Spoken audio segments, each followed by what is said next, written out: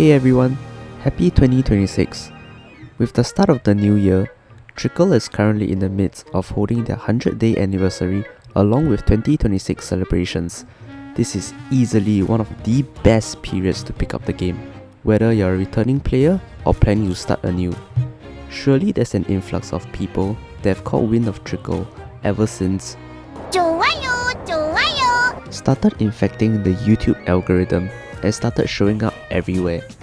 In fact, it got so much attention that the developers Epic Games themselves joined in on the brain rot and decided to give everyone a free pet just by simply logging in during this update. They even made it a legendary tier, which is the highest tier a pet can be. Moreover, they also introduced the focus personality banners in this update. Why I brought this up will become very apparent in a bit. Gonna stop yapping, let's start the reroll guide. Trickcal is a game that places heavy emphasis on team synergy. A couple of apostles might be superior to others in their respective roles in terms of individual kit, but the current meta in the game is to go for a full, complete mono personality team where everyone is at least decent to yield the best results. Currently, there are two personalities that are able to be considered as meta, which you can consider aiming for during your rerolls. Composed, which was recently revitalized with the addition of Elena, and Depressed, which was meta since day one. I can't go too in-depth about why, without this video taking forever, so I'll just be touching on your reroll targets and what you can realistically get upon each reroll. Feel free to gun for a more complete team past that when you start playing for real. Again, this is only if you care about the meta. For Composed, Elena and Amelia are non-negotiable. You can get Aya from the beginner Eldian selector tickets, Velvet from the beginner ticket selector, and you can use Meluna as a free cope healer. If you didn't get Amelia and don't mind shelling out $1, she's available in the selector in the premium store as well. Going further, you would want to aim for these apostles in a full composed team. Scylla if you want to focus on dishing out DPS, and Trickcal if you want her crowd control capabilities in PvP. For Depressed, Yuumi is non-negotiable. She's arguably the best character in the game right now. She heals, supports, and does absurd amounts of damage, and she single-handedly brought Depressed comms to meta status from day one, especially since she was on rate up at the start. You can get Xeon from the beginner Eldian selector tickets, a free Levi, as well as Portia from the beginner ticket selector. Going further, you would want to aim for these apostles in a full Depressed team. If you don't have Gideon and don't mind spending $1 on her, she's available in the premium shop as well. Pretty worth it even if you don't want to fully invest in the mono Depressed team, as she's a very good DPS in general. There is more flexibility here because you can get away with a lot of things when Yuumi exists. There's also no inherent weakness because Depressed and Vivacious teams counter each other, unlike Composed, which is countered by innocent teams. As a bonus side note, looking at the Korean server, we might also have a new definitive meta team coming soon, but I won't speculate too much. Now that you've got your goal in mind, remember that focus banners for each personalities are active now. These are by far the best banners to use your leaves on to chase after the meta, as you won't have any chances of getting spooked by apostles in personalities that you don't want. You also get to just straight up pity your desired apostles in 100 pulls. Just for extra context, you usually require 200 pulls to exchange for normal rate up apostles via devotion. The pity currency here is basically worth 2 times, and you also get to choose whoever you want. I really wish I had this when I started, honestly. Anyways, use your remaining apostle tickets on Epica's banner. Even though you can't get any other Eldians on it, because that's how Eldian banners work, you can just get Aya or Xeon from the selector ticket. You just have to fish for Yomi in the depressed focus banner if you are going down that route. This allows you to start stacking up your devotion, which carries over across all rate up banners, which you can use to instantly exchange for the new rate up apostle when you don't have enough crystal leaves or tickets to pull. Now that we've gotten that out of the way, what if you don't care about the meta? I'm gonna catch smoke for this, but just reroll for whoever you like. You can definitely still go through content with a rainbow team. I'll link the tier list from Pridewin and Loots and Waifus in the description below so that you can refer to them as a guideline. In general, you'd want as many apostles as possible. They can all contribute towards your progression whether you bench them or not. I'll explain further in a bit.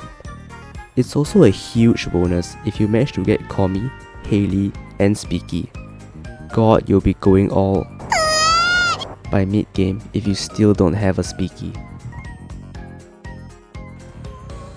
Going off on our last tangent, Trickcal has a research lab system where you constantly require materials from apostles in order to progress your account. This ranges from generic stat boosters to increasing daily rewards gained from the Yggdrasil tree. Basically, it's very important to continually upgrade your research lab, and the most important material you require by far is this stupid thing. You will never ever not need this, and the one apostle that specializes in providing the materials to craft this? That's right, our favorite brain rot mascot is absolutely vital for account progression. She may not be meta in combat, but she's definitely meta for the adventure club. Trust me, I only got her like 90 days into my account. It's not fun. Sari is a close second, and Vivi exists too. But while Sari and Speaky often gets 2 to 3 nodes of plastics, Vivi usually only gets 1, so she's not really preferred for plastic farming. Same logic for Speaky goes for Hayley and Komi for their respective materials. Definitely not as much use for them compared to plastics, but still good to have nonetheless. Now, what's next? Let's start breaking down the priorities for each content in Trickcal. There are a lot of things to do in this game, and it might get overwhelming for newbies when you're just trying to juggle between all of them. So I'll give my own personal inputs on how I would have wanted to progress my account more efficiently. Let's start in the order. I've talked a lot about the research lab previously, but that was to emphasize Adventure Club priority. You can't do anything in here without the materials gained from deploying your apostle in the Adventure Club. As such, focus the most on leveling up your Adventure Club as it increases the daily limit of sending your apostles out from 3 to 5.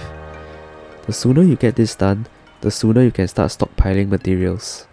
As for the rest, level up your HQ as needed whenever your Yggdrasil relic or other facilities require you to do so.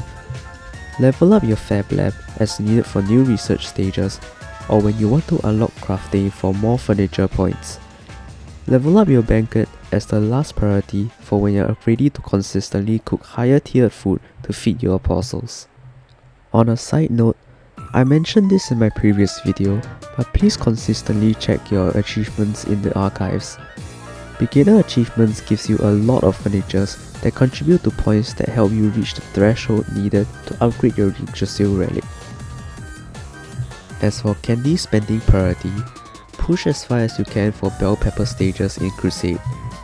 Not only do higher stages allow you to farm for higher ranking equipment, first clears alone grant full equipment pieces and other goodies along the way. You'll be overflowing with candy as newbie anyways, so make full use of them to deck out your main team. Just remember to sweep at least 20 times on the ongoing event daily. This allows you to finish your daily achievements there for more event currency. The stages are incredibly easy anyways, so even beginners can clear them. For star candy spending priority, alternate between the different dungeons until you have 3-star all of them at their highest stage. Star candy refreshes daily, so there's no need to rush to try and empty them out by sweeping lower tiered stages. You can just continue pushing until the daily reset. When you're stuck, your best bet would be farming the sugar-free stages for skill mats to upgrade your main team. it is absolutely not worth it to farm crayon stages until you're at least stage 9, where the highest tier of crayons, the golden ones, can drop. Aside from first clears, you probably want to avoid Clone Factory as well. The drop rates for apostle certificates are way too low. In the store, there are only a couple of things that are generally worth it. Empty out the daily store. I personally skip the Mokarons because I have more than enough of them. Definitely empty out the monthly Ultra Pastels and 2 to 3 star lucky recruitment tickets here if you can. Epic Pastels and Legendary Gacha tickets are bonuses. You'd also only want to spend your thumbs up currency on star candy here. Get the daily equipment and order certificates in battle supplies. Grab anything else as you see fit here to upgrade your apostles when needed. If you're planning on saving 28,000 like me for the legendary spells, general consensus that I've gathered is that only Combat Master is worth it. Don't bother with the rest. If you don't mind spending extra for progression, I personally recommend you to refresh candy 3 times and star candy 1 time. You can do this every day until you're comfortable with where you are in the game. It's especially easier to justify refreshing candy now because you can get extra bingo materials for extra resources right now. You can also consider grabbing the Order Research package as well as the Apostle and Card package in the Crystal Leaf shop daily. Take note that the Apostle and Card packages cost paid leaves. Now, I'll touch on other miscellaneous tips I would have wanted to know about. Max out your friends list as soon as possible to start stockpiling on leaf points.